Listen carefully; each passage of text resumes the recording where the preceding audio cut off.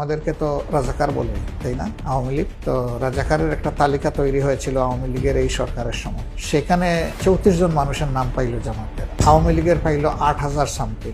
অথচ আমাদেরকে বলতেছে, এটা হাস্যাস্কর ব্যাপার। এগুলো একটা পলিটিক্যাল স্টান্ট বাজি ছাড়া কিছু। আমাদেরকে শেষ দিকে এসে নিষিদ্ধ করেছে তড়িঘড়ি করে।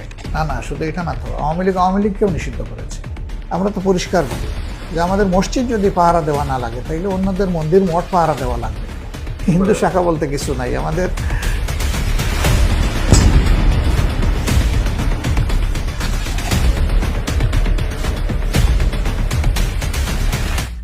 জামায়াতের বিরুদ্ধে সবচেয়ে বড় অভিযোগ 1971 সালে তারা বিরোধিতা করেছে মহান মুক্তিযুদ্ধের। ঠিক কী কারণে মুক্তিযুদ্ধে অংশ নেয়নি তারা? রাজাকারদের দলও বলা হয় জামায়াতকে। কারা আসলে রাজাকারের দল তা স্পষ্ট করেছে বাংলাদেশ জামায়াতের আমির ডক্টর